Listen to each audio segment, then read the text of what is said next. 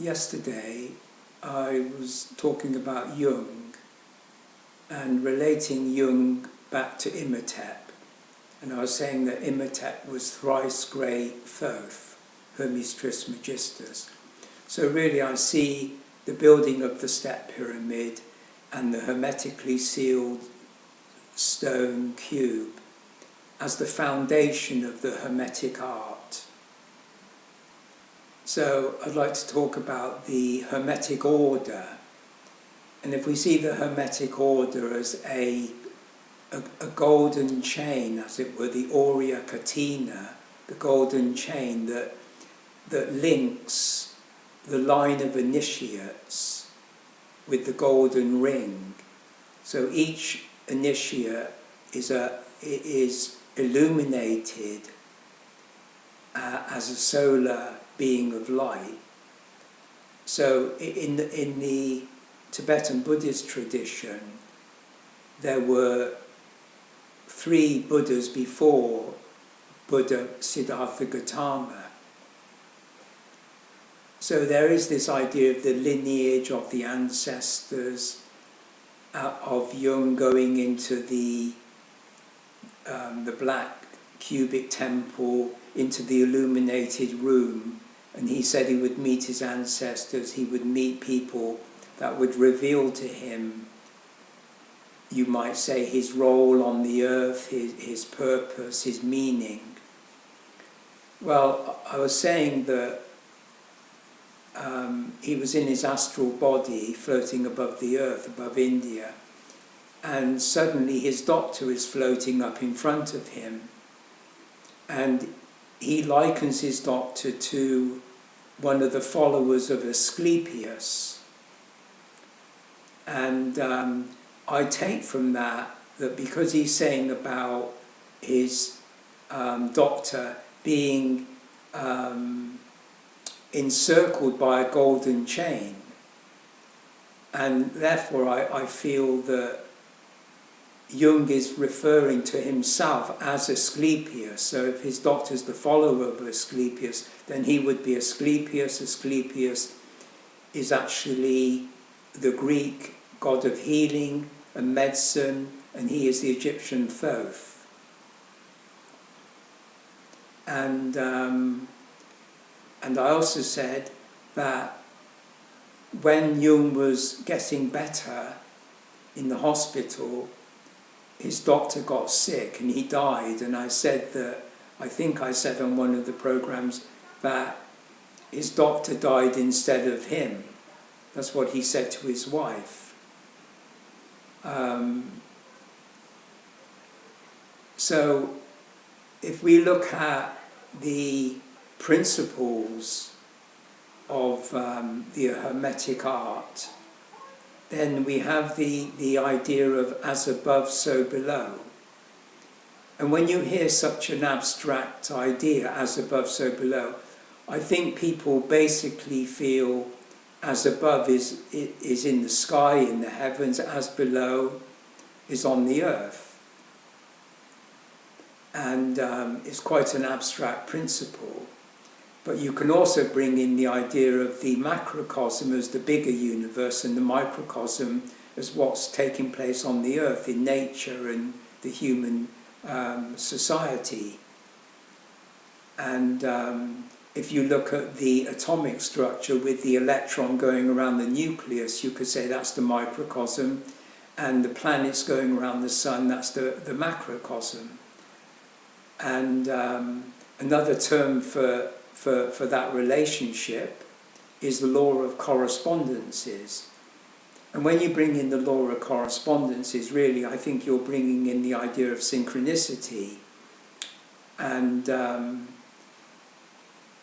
in ancient Egypt, the terrestrial river Nile was equal to the celestial river Nile and the Milky Way of our galaxy.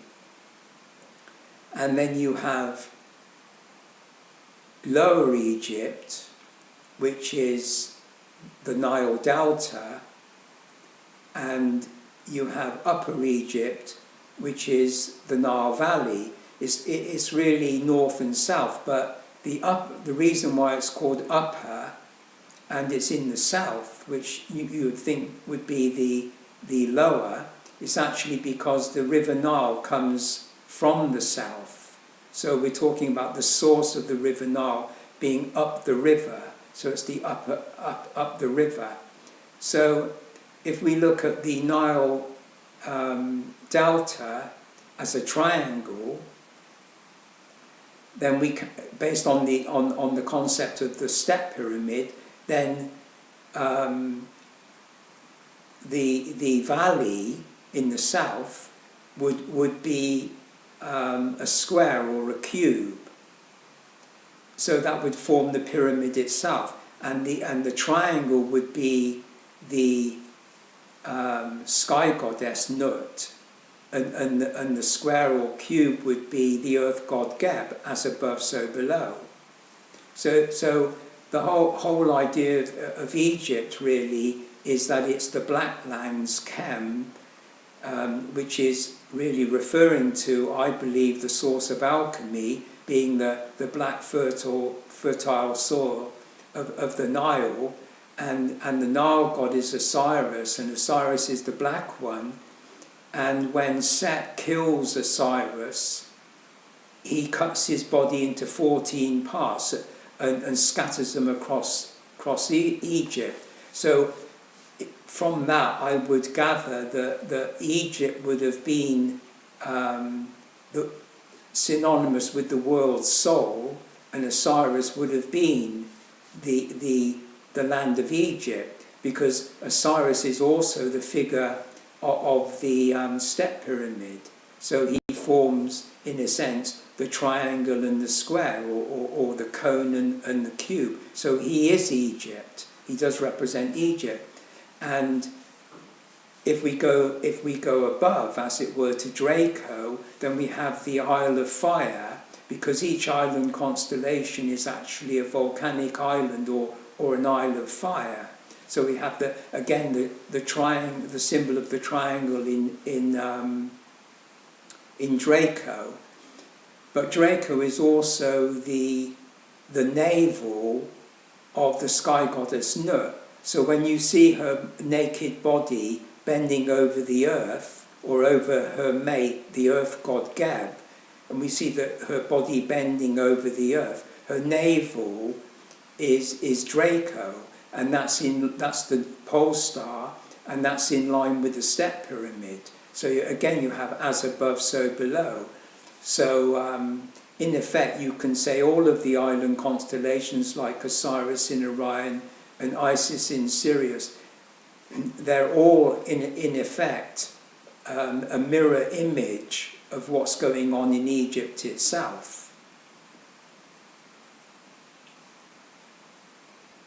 So if we take the idea of the law of Maat, so the law of Maat would mean a cosmic order and world order. And as I was saying, referring to David Wilcox and the law of one, which really is the law of Maat. And Thoth being the architect of the universe, then you can see that he would have designed the step pyramid, as IMHOTEP was the architect of the step pyramid, and he was deified as Thoth. So in effect, he's designing the nature of the cosmos. That is the triangle. The Isle of Fire represents the sky, or the starry sky, the cosmos itself. And what goes on the earth is a square or a cube. And if we take the Masonic square and compass, which would have been used by the Grand Architect, because they celebrate in Freemasonry the idea of the Grand Architect, then the compass draws the circle, and then you have the square. So you're having the idea of the spheres, in the sense of the planets, the spheres, representing the kind of celestial domain, and then the square would again be the earth, the four cardinal points, and the base of the step pyramid is aligned to the four cardinal points. Another idea that in a sense depicts as above so below is the sympathy of all things.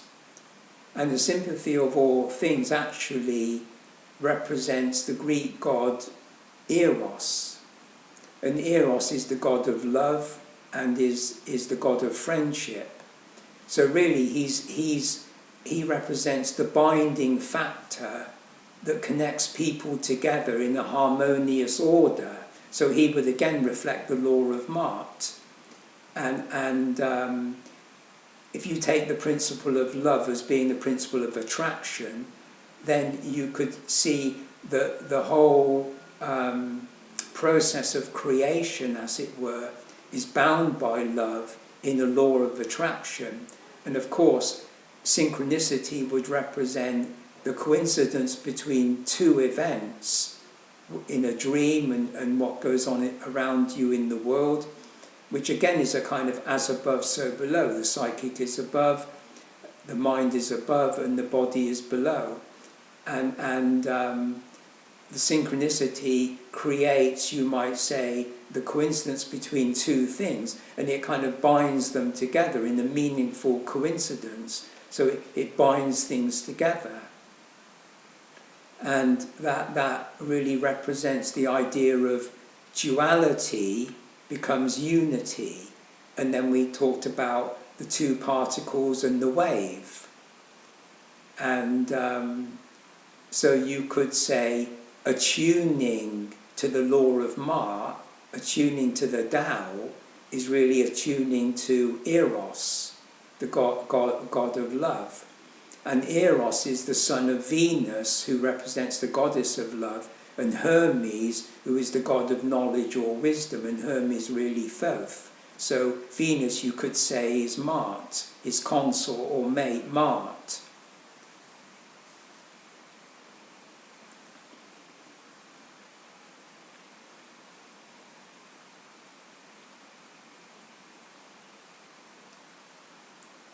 I mean, if you're going about your daily life,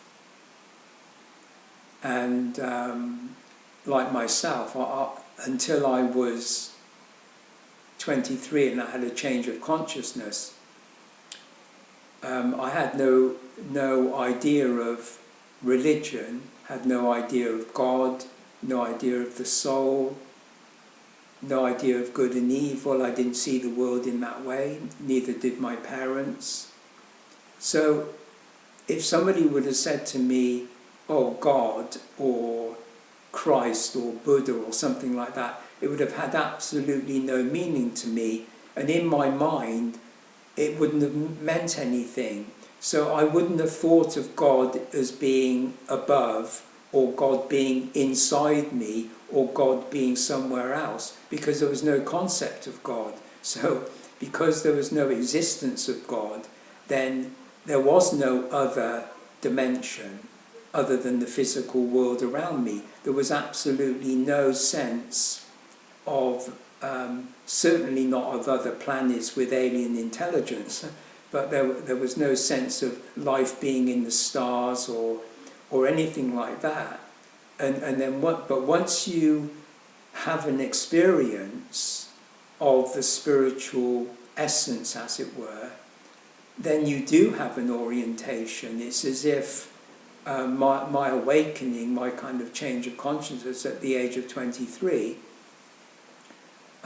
it was a dark night of the soul. It was very numinous, it was very fascinating, it was very awesome, but it was very terrible. It was quite a disturbing experience. I thought I was actually going through some kind of breakdown or illness or something. But once I got over that kind of initial period, the term, because again I wasn't religious, the term that came into my mind, the feeling I had of a spiritual presence, was a sense of freedom. So at that time, if people would talk to me, how, what are you doing, how are you feeling, etc., I'd say really that I had a sense of freedom, and that corresponded also with the idea that I was being very creative at the time. So I was being very artistic, and poetic. So I was experiencing, prior to my change of consciousness, I was experiencing a very creative energy, and I related that to genius. And so the idea of the genius, it is the spiritual genius, it is a kind of spiritual source. The muses, inspiration, prophecy, the kind of fount of knowledge, that kind of idea. So when I had that change of consciousness and had this sense of liberation or freedom, but I didn't say, oh, like when I got involved with hippies and the counterculture, I wasn't against anything, I wasn't kind of free from anything. Like later I'd learned that in Buddhism you're free from conditioning, or what we would call programming. So my sense of freedom was really like creativity. I just felt free. But I didn't have a sense that anything interior or other from another dimension. I just felt free. And I felt, I would say, happy, peaceful. And once I started reading spiritual texts, when I was in New Paltz at the State University at New Paltz, and that's quite close to Woodstock, and that was 68, 69, and actually I left America in 69 to come back to Oxford just before the Woodstock Festival, and all my friends who were hippies, they would have all gone there, because I actually went to New York in a hippie van, as it were, to listen to the band, and the band was a support band for Bob Dylan, and he was actually making records really just down the road on the Hudson River in Kingston, not far from Poughkeepsie, where I spent my high school years. And so when I read the spiritual texts, and I think I read the Tao Te Ching by Lao Tzu, I think I read Siddhartha by Hermann Hesse, to do with the life of Buddha as a young man. And I'm not sure if I actually did begin to think in terms of God or the Tao as something specific. I don't think I did. I don't think if you're a mystic, then you have a definite sense that you're in touch with God in some way, or if you've had a moment of samadhi or satori or nirvana, then you have a sense of perspective, you have an orientation, you feel like you're here on earth in your body, as it were, in your memory and your consciousnness, but there's something else, there's some other activity, there's some other layer, some other dimension, some other force, the numinous and everything. I certainly had the numinous, but I still didn't think that I was getting any guidance or direction or orientation from something other, what Rudolf Otto calls the numinosity of the divine presence of the holy other. But certainly it was the mysterium tremendum. I certainly felt the fascination with this kind of occult level, this hidden level. I felt awe, I felt it was very powerful, it's very overwhelming, and I felt terror. I felt that since that time, for many, many years afterwards, and especially when I read the Foundations of Tibetan Mysticism by Lama Govinda, that he talked about, that was the first book on Buddhism I read when I came back to England in 1969, and then in 1970 I went to India and actually lived next door to Lama Govinda, and that's where, anyway, so certainly in that it talks about Buddha entering the void, and he uses the word void, and in a sense the void is a kind of, you might say, a kind of darkness, similar to the dark night of the soul, but certainly I had this sense of going into another level, another dimension, leaving my ego, leaving my consciousness.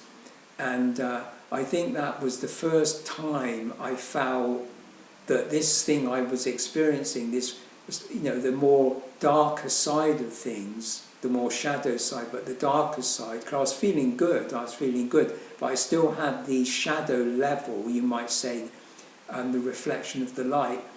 And certainly the void became like imprinted in my consciousness for decades. And every time I thought of the other as something objective to my consciousness, it was always the void. It was like this black wall, or this black light, as the Sufis say. And the Christian mystic talk about the cloud of unknowing. And I later would read the cloud of unknowing and enter a monastery for about 4 or 5 months, an Anglican monastery near Brighton. And so I'm really looking at the idea of as above, so below. I'm looking at the idea of what is it, or when is it for a person, but what is it? What does it mean to have contact with something other? Something that's outside of your reach, outside of this cosmos, outside of your body, outside of your consciousness. However you look at it, to the atheist, to the materialist, it's fantasy. It's absolute fantasy. And even in Jungian psychology, unfortunately, even in Jungian psychology, Jung said that we can only experience the world, that means the physical world and the psychic world and the spiritual world, through our psyche. We can't go outside of our psyche. We're limited to our psyche. Just like we're limited to our body, we're limited to our psyche. But to me, my awakening, my spiritual experience was definitely not, I don't think, connected to the psyche, connected to consciousness. As I see it now, when I enter Satori, which I'm more or less, I would say, since 1968, the age of 23, I've been aware of Satori, I've been aware of the Holy Other, I've been aware of God, I've been aware of Nirvana. And so I would say, yes, you can have contact with something beyond the psyche, beyond the body, i.e. beyond the universe as we know it, and beyond astral travelling. And the Buddhists would identify the psyche with Maya and call it the veil of illusion. And Buddha was refer to that as conditioning, and I would refer to that as meta-programming. So the language of occultism and religion and esotericism is a kind of meta-programming, and as I say, you have to depotentiate the gods, you have to disempower the gods, which is the entities and influences in your own psyche, in order to be empowered with self-knowledge. And when you finish the opus or the alchemical work, then you in a sense, you are then like the Buddha. He came out of asceticism, he came out of studying books, and he just sat under the Bodhi tree, the Bo tree. But that's only a symbol. I can't imagine that he sat under a tree for like months, years, whatever. No, I would say that it says actually in the life of Buddha that when he stopped being a forest hermit, an ascetic, he had a meal.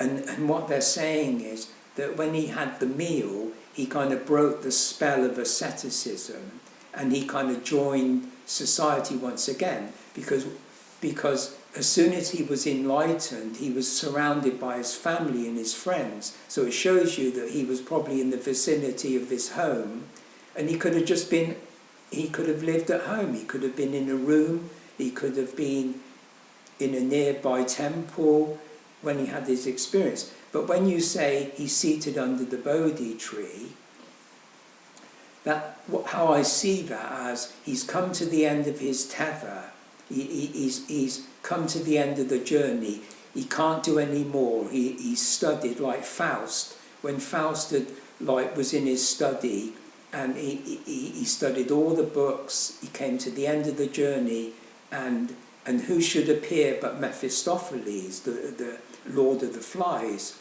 or in a sense the devil. And of course, when Buddha was under the Bodhi tree, who should come along but Mara, the god of evil? So it's the same thing. So, you know, there you are, like Christ on the cross. He's at the end of his life. I mean, he's going to die, and who should appear but Satan to tempt him? And that's what happened.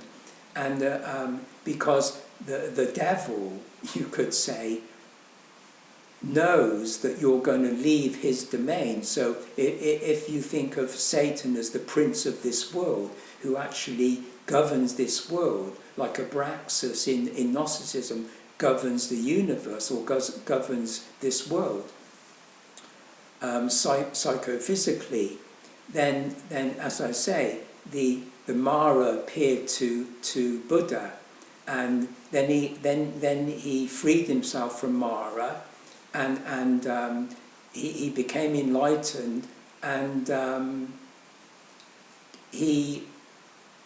in fact, when he stopped being an ascetic, as I said, he had a meal, and that symbolises again that he's now more or less back to normal.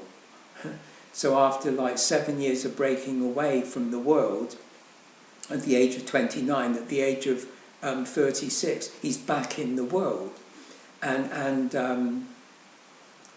so he's at the end of his tether, and I feel he's tethering himself to the Bodhi tree. He's tying himself like Jesus was nailed to the cross.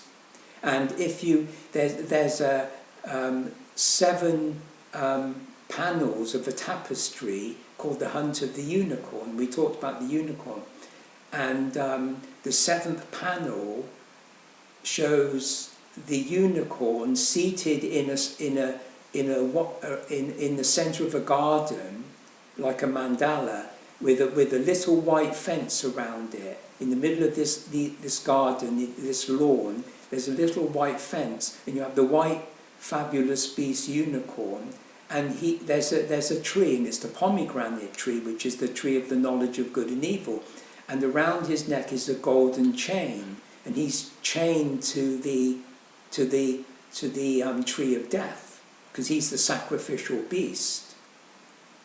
And he's got the carbuncle, and that's the red blood of the serpent, the dragon. And as I say, the bloodline of the initiates, as it were, you could say the bloodline of the initiates relates to the idea of the golden chain of Hermes Trismegistus. And as I say about the Pieta, is Christ putting his head in the lap of the Virgin Mary, as a unicorn puts the head in the lap of a virgin. And so you could say the Bo tree at one level represents the tree of the knowledge of good and evil. You've studied the books, you've studied your life, you've had your life review, as you do in the near-death experience. They say you have your life review. So Buddha's tried, he's gone back into his karmic history, he's studied everything, he's ransacked his memory, he's kind of like, done everything he can, and he can't do any more. So all he can just sit still and be silent.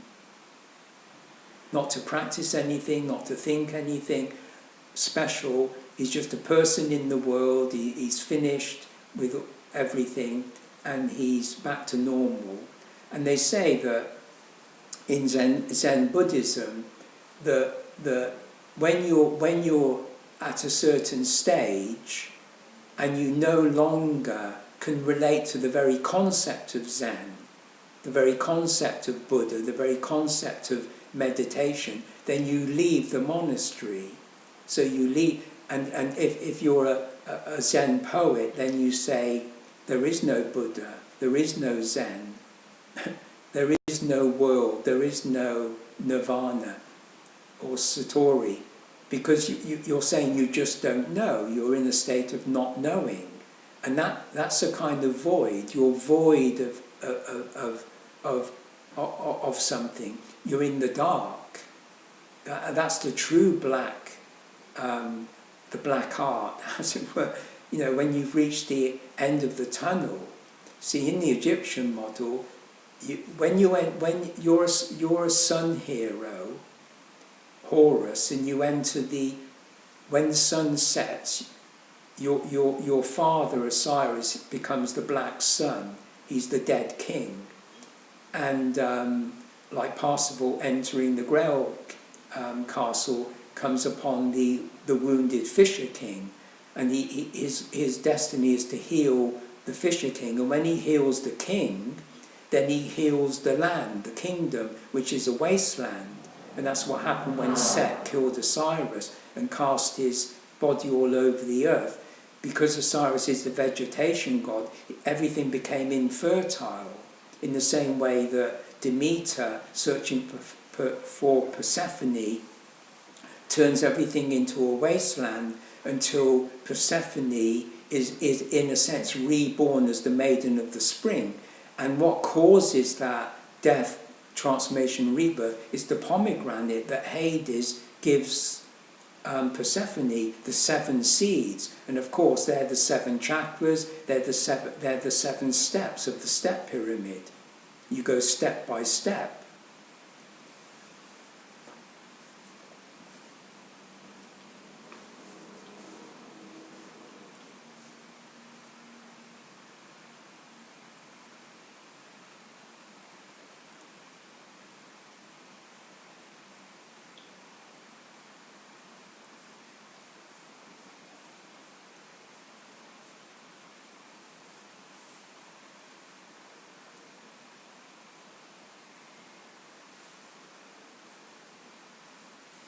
So in the midst of the Garden of Eden stood the tree of the knowledge of good and evil, the pomegranate tree, and it was next to the tree of life. So you could say the duality of the knowledge of good and evil is a duality, but knowledge is a unity. Say the field of knowledge is unified, and the good and evil are divided, just like Adam and Eve are divided, and the 2 trees are divided. But once there's unity, once there's love, once there's eros, because it said that Eve should cleave to Adam, the wife should cleave to the husband, vice versa. So Eve is Venus and Adam is Hermes. And so you could say that because the Lord God created both of the trees, then the Lord God contains those 2 principles. And it says, the serpent says to Eve, you will not die if you eat the pomegranate. You will not die, but be as gods, the Elohim, knowing good and evil. And then when she eats the fruit and Adam eats the fruit, the Lord says, the man, Adam, has become one of us, knowing good and evil. So it shows you that God, the principle of God, the principle of the Lord, contains good and evil. Therefore, not only did the Lord create the universe, create Adam in the first place, but he also created Adam and Eve, he created the serpent, created the tree of life and the tree of death. So you could say when Buddha was under the tree, tethered to the tree like the unicorn, the sacrificial beast, or the B666, the dragon, similar idea. And it's interesting that the unicorn has a beard, and that beard is likened to a goat. And of course, Set is the goat and Set is the unicorn. That's where I believe that the origin of those symbols come from. That Set is both a goat and the unicorn. And of course, the goat is the devil. So when Buddha's under the Bodhi tree and he's tethered to the tree, as it were, as I'm saying, like the unicorn with the golden chain, that's showing the kind of hermetic chain, that he's part of the chain of initiates.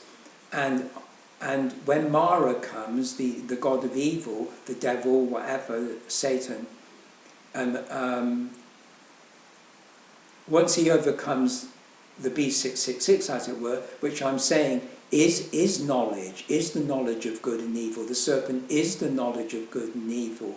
And it's the conditioning, it's the programming, the meta-programming.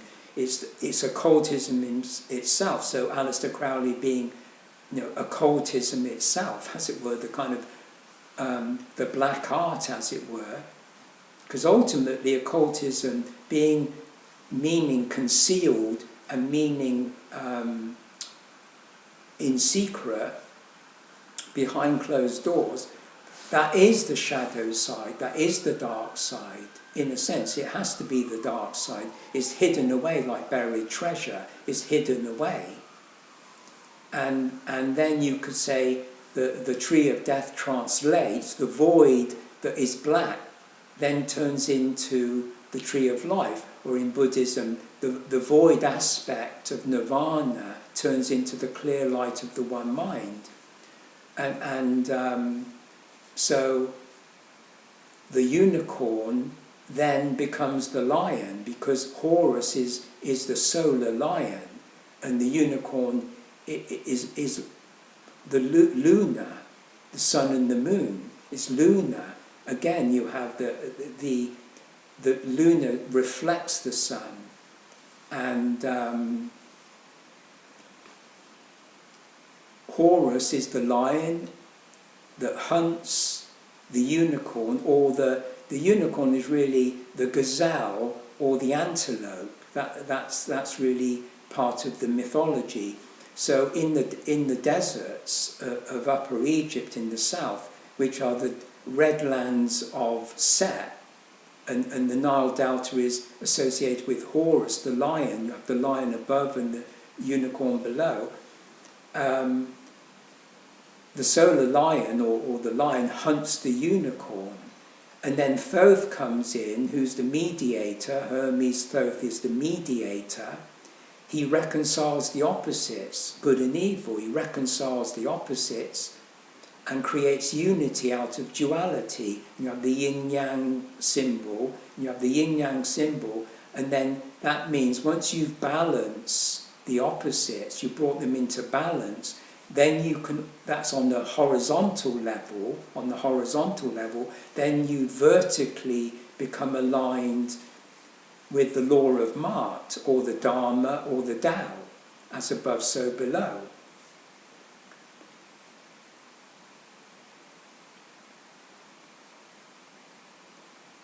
The centerpiece of the Book of the Dead, which I think the Book of the Dead was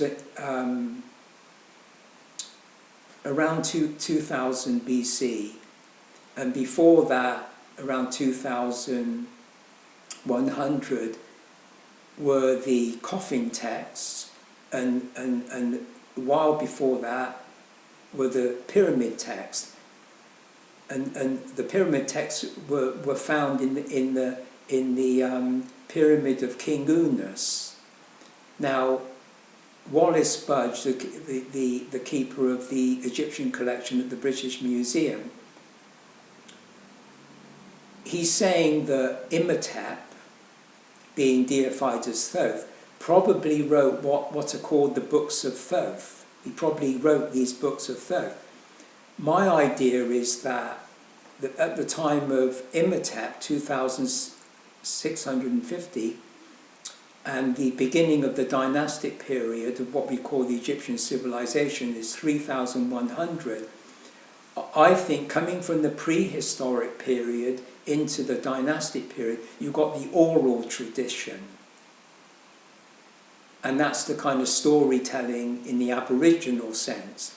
And I think at the time of IMHOTEP, he was still, the sacred knowledge of the initiates was still in oral form. I believe it was an oral tradition. And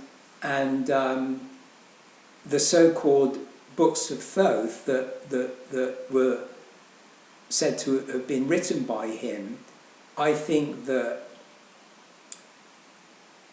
later they became the pyramid text, the coffin text, and the Book of the Dead.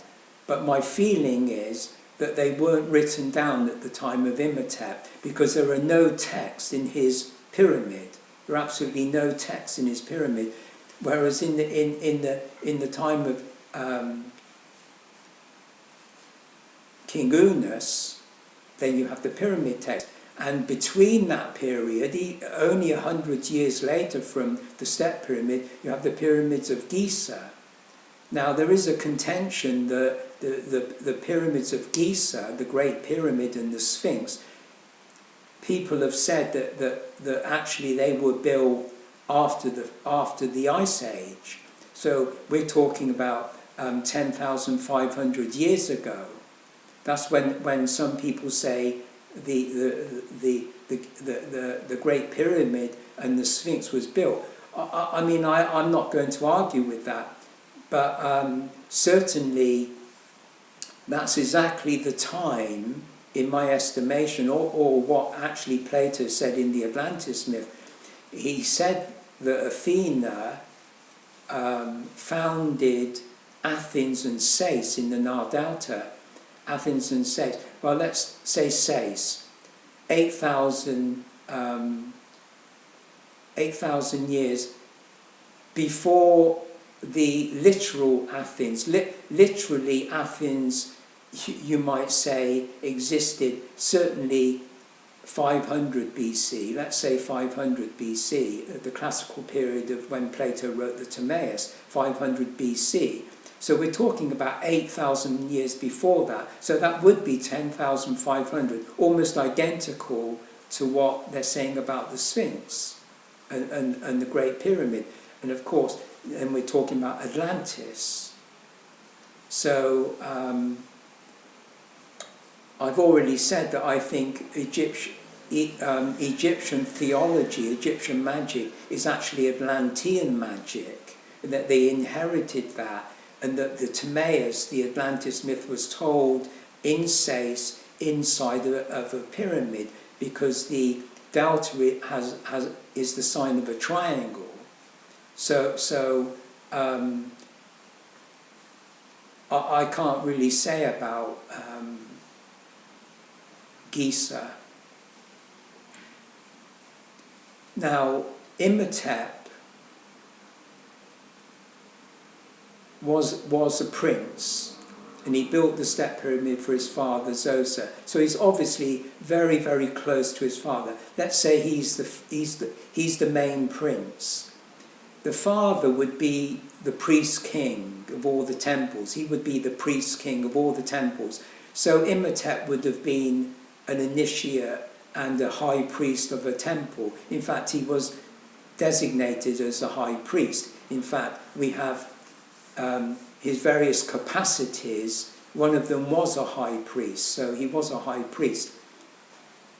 And but also because his father was the religious head of the country, the pharaoh, the religious head, then he would have been the head of the state.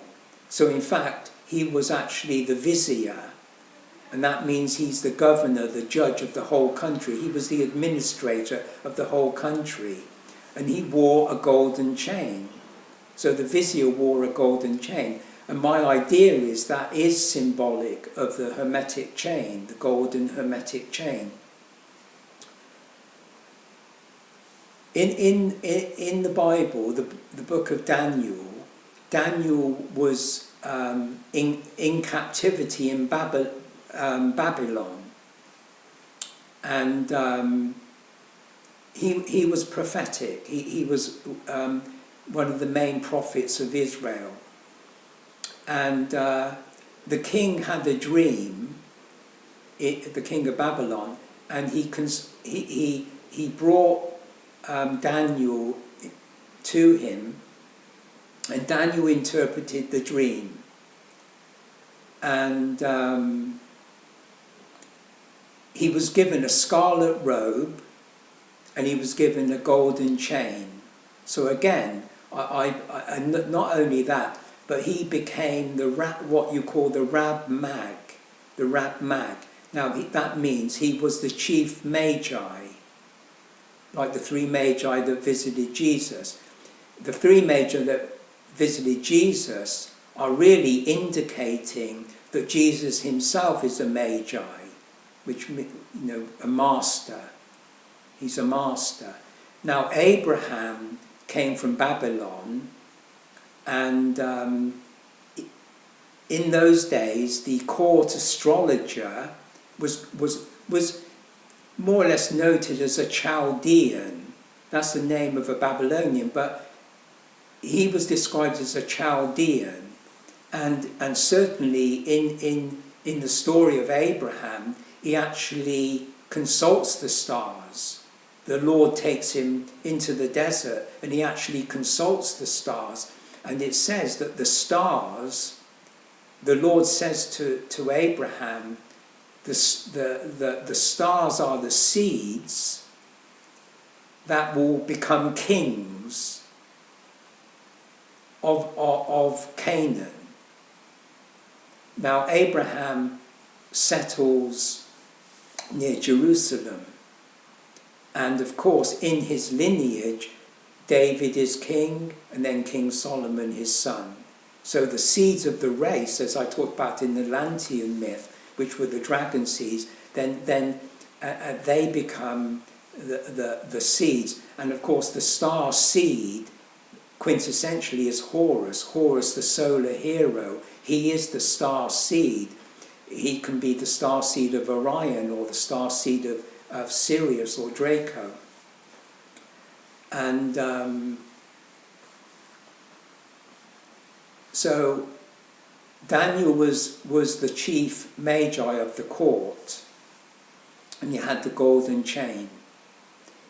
And he was also designated governor. So it's exactly the same system as in Egypt. And the scarlet would be, in a sense, I think it sometimes they say scarlet, sometimes they say purple. If it's scarlet, like in Jesus, when the soldiers put on the scarlet robe, I think it's in Matthew, they also say purple. But really the scarlet robe is identified with the unicorn, with the sacrificial beast, the beast 666, the scarlet dragon, the bloodline of Jesus and Solomon and David, the carbuncle, etc., the third eye. And the purple, in ancient times, the Tyrian dye, which is the Phoenician dye, which was very famous in Rome, only the emperor could wear the purpura, the purple, and in general only emperors and kings and pharaohs and high priests could wear the purple. So Jesus is the sacrificial victim, the serpent on the pole, the beast 666, the unicorn, as I say, on the place of Golgotha, a place of the skull, and the white skull bone. You extract the carbuncle from the white skull bone. Printed on his, as it were, engraved on a metal plate on his cross, was King of the Jews. So in the sense of he was the Messiah, but he's the King of the Jews. So he would have put on the purple robe.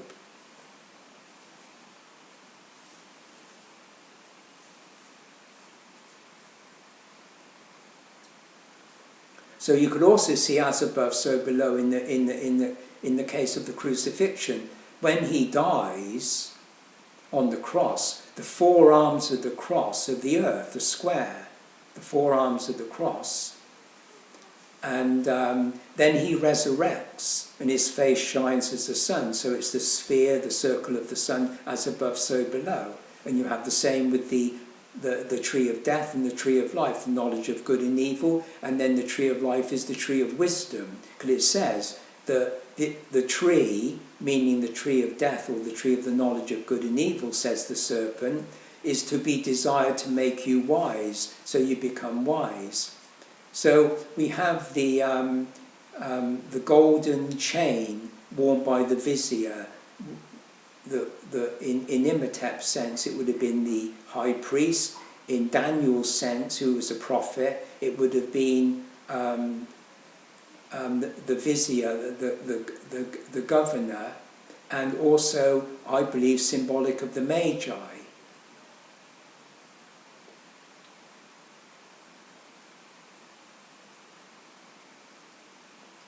And then we have the end of Genesis. Towards the end of the Genesis, we have the myth of Joseph, the youngest son of Jacob. So we have the Jacob, who's the grandson of Abraham, and the son of Abraham is Isaac, and his wife is Rebecca. Then you have Jacob. And then through his he had two wives, Leah and Rachel. And Rachel gives birth to Joseph. He's the youngest, he's 17, and his brothers throw him into a pit. They're jealous of him. He's very good at interpreting dreams, so they throw him in a pit. And then he's sold into slavery in Egypt. And the Pharaoh has a dream, just like Daniel interpreted the dreams of the king. The king finds out, the Pharaoh finds out that Joseph is an interpreter of dreams, and Joseph interprets the dreams correctly, and the Pharaoh gives him a golden chain. He becomes the vizier. And he gives him a golden signet ring. Now the signet ring, the golden ring is the golden ring of perfection. That relates to the Hermetic order, the lineage of Initius, and the solar deity. So Horus becomes the solar lion king, and so you could say the signet ring is really an aspect of the chain, the golden chain. And I said before that Jung wore a Gnostic gem, a Gnostic ring. So he wore a gold ring, and in the gold ring was a red stone. And inscribed on the red Gnostic stone, or the gem, or the crystal, I said it was the lion. I said before it was the serpent and the dragon. No, it wasn't the serpent and the dragon, it was actually a serpent and a lion.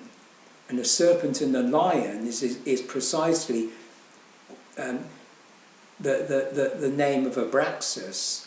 Now, Horus, his mother, is the red serpent, and he's the solar lion. So you have the combination of the red serpent and the solar lion. The solar, of course, is the sun in the sky, and the snake lives in a hole in the earth, as above, so below. In the unity of that duality, then the cosmos is one. So Thoth is one. Thoth is one. He's a reconciler of the opposites. He brings good and evil together. He's the source of life. He's the source of, you might say, the one, or in Buddhism, the clear light of the one mind. And that's the diamond body, so we have the perfect crystal. And so you could say, ultimately, the life of the South, that I believe is eternal, the life of the self, the spiritual essence of self, is always one.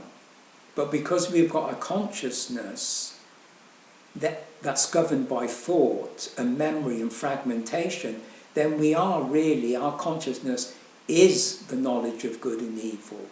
And the one is the tree of life. So in the end of Revelations, I think it's chapter 21, Jesus says, the whoremongers, the sorcerers, meaning the occultists, the sorcerers, and the liars, and that's the devil is always lying, doesn't tell the truth, they're not allowed into the kingdom of heaven. So I say that he overcame the B666, and so you have to overcome, in a sense, the black art of Aleister Crowley, because Aleister Crowley declared himself as the B66, and I think as a symbol of the devil, his devil card is the goat god set. So that's modern Satanism, and to me, you overcome the sorcerer in yourself. Yes, we can project it onto Aleister Crowley and other people, but I'm saying that it's all taking place in the microcosm, in your own psyche, and you have the world outside that's projected in civilization and culture. The macrocosm is really inside you as a microcosm, and then it says, in the kingdom, this is the end of Revelations, in the very last section, in the kingdom of heaven is the throne of the Lord, which would be a cube. Traditionally in Egypt, thrones were cubes. And so you have the gold-plated cube, you have the golden cubic throne. And the throne of Horus, master of the earth. He's mastered the B666, he's mastered the prince of darkness. And it says that from the throne of the Lord flows the living waters of the living waters, and on the banks of the living waters are the trees of life. Now in Egypt, when you are welcomed into the star system by Osiris, the judge of the dead, at the end of the Book of the Dead, then you eat of the tree of Maat, and Maat is order, the law of Maat. You eat of the tree of Maat, and that's likened to the tree of life.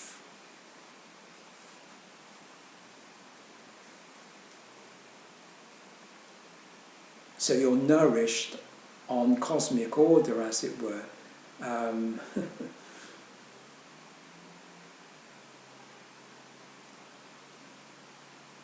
Because when you eat food, it keeps your body alive, it sustains your body. So in a sense, it sustains the order of your body. And your mind has to be in order. So in the centerpiece of the Book of the Dead is the great balance. That is the key to the Book of the Dead. So Thoth is the recording angel. He's written your life on a crystal tablet, and you have to discover that symbolic code in your life. You have to unearth the buried treasure. And in Greek mythology, Hermes is the god of buried treasure. So Thoth must be the god of buried treasure. And what's buried is the occult knowledge that will set you free, the self-knowledge that will put you on the dragon path. As the serpent says, it is to be desired to make you wise. And Jesus said to his disciples, be ye as serpents, be ye wise as serpents. So we have the great balance as the centerpiece of the Book of the Dead. And the great balance actually is you. The initiate has the figure of the great balance. So you literally are the great balance. You're holding the scales. And when I had the red cube vision, I said that the red cube felt as heavy as lead and as light as a feather. So in the Book of the Dead, when your heart is weighed down by karma, by conditioning, by ignorance, you sink to the bottom, rock bottom. So when you're in a depressed state and you've lost everything in life, or you really lost everything, you go to rock bottom. And it's from rock bottom, then you can come up. And so in the Egyptian model, that would be the black sun. So the sun sets and it goes right to the bottom in the south. It sinks right to the bottom. And that's identified with Saturnine gloom. It's Saturn, and Saturnine gloom is depression. So you're literally, it's like a depression. You're going down into in what the Greeks would call, you're going even below hell, into Tartarus, which is, if you think of Hades as hell, then what is Tartarus? Tartarus is at the centre of the earth, and that's where you get the red hot molten iron. So in Egypt you have the lake of fire, which is the same, molten iron. I mean, we've only discovered that in modern times, in modern science, but the Egyptians knew that in the centre of the earth was the lake of fire, which is the molten iron, the molten iron. And Set is related to iron, and iron is related to Mars, the god of war. Anyway, so your heart sinks. Your heart, and that's the garnet is the bloodstone of the heart, and that felt heavy in my hands. So when I had that operation on my head, as it were, and then I had the stroke, I actually experienced, when I moved here, and in 2001, I actually experienced myself, literally psychically, as being put in the black box by Set. Osiris was put in the black box, the black cube, the earth, and buried in the earth. And I actually experienced that. Now, what was very interesting, one day I came home from my walk, and this beautiful tree in the garden, an acacia tree, which is symbolic of Osiris and symbolic of the acacia ark. And of course, in Moses, because he was an Egyptian priest, an initiate, he had the Ark of the Covenant as an acacia ark. And inside the acacia ark was a crook, a crook, a shepherd's crook, and that's the symbol of Osiris. So the symbol of Osiris was inside the Ark of the Covenant, which is an acacia ark in Moses' time, and in Egypt, you always see Osiris with his arms crossed over his chest. And in one hand is the flail, which is which is for threshing corn, and that's punishment. And the crook is benign. It's a benign symbol. And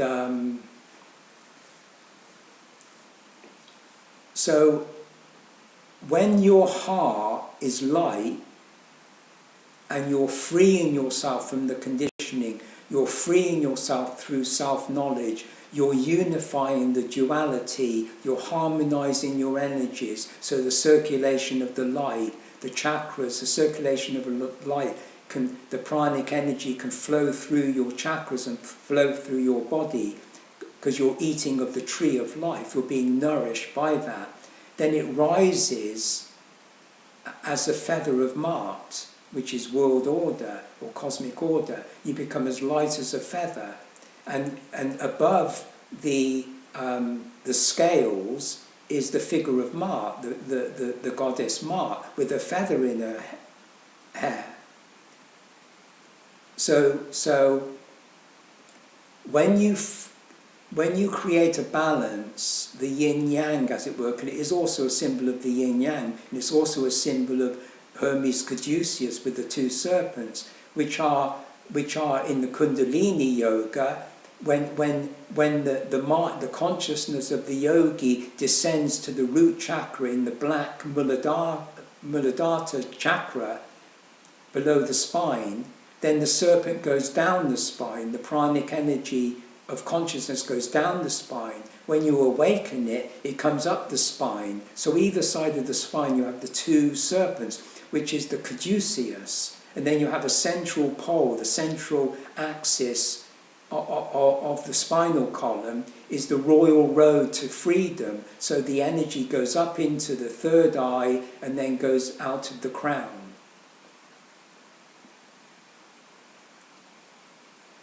So you bring about a balance, a unity in the duality. That's on the horizontal level, the two arms. The two arms.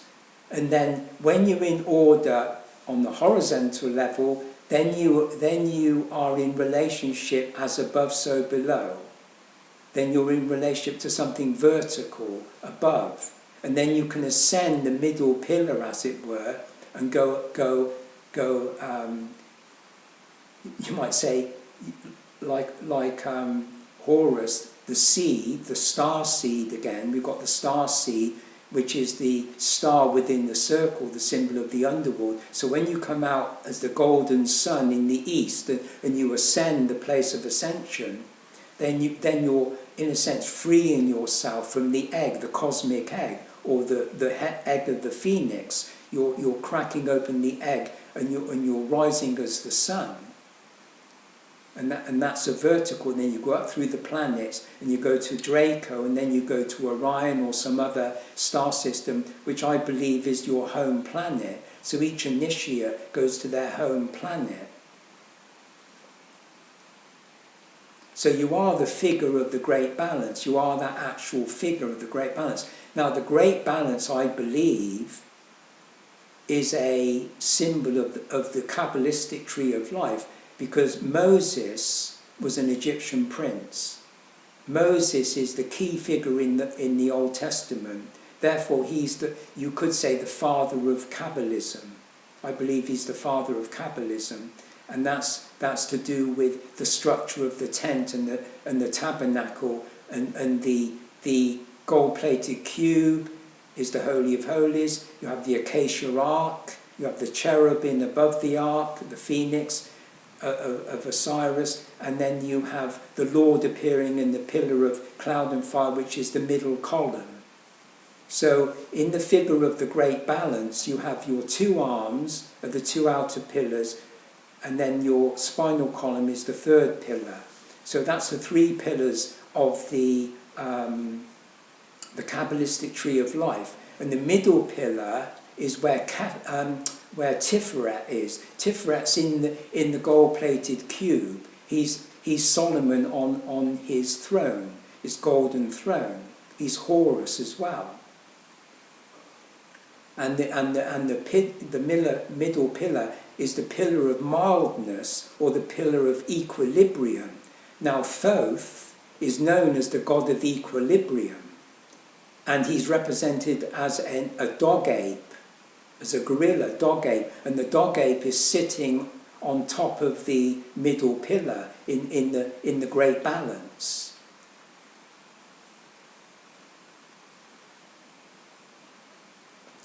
Now, when you say thrice great Thoth, Hermes Trismegistus, thrice great is AAA.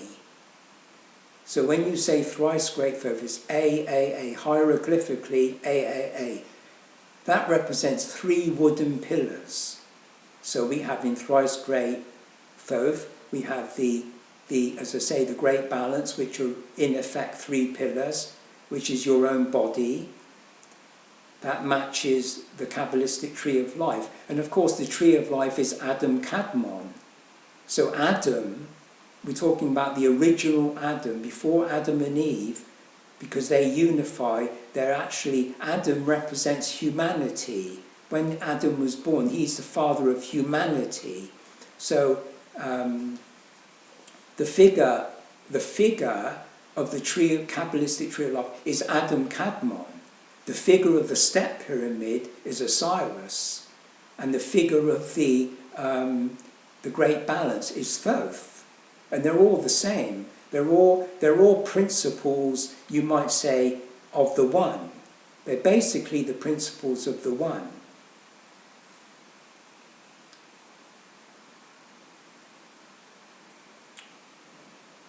I think that's a good place to stop.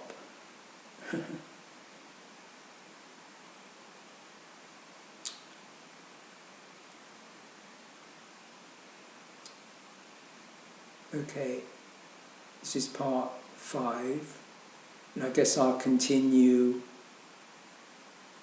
for as long as it takes to exhaust the subject. Not that you can exhaust it, but I think I might make 10 hours, 20 hours, 30 hours. When I do something, when I'm spontaneous about it, and I do something like art and poetry, I just go on and on and on, day after day, and then suddenly it stops. It just stops of its own accord, as it were. So anyway, that means look forward to the next session tomorrow. And usually I'll go day by day by day by day. Okay, that's it then. Right.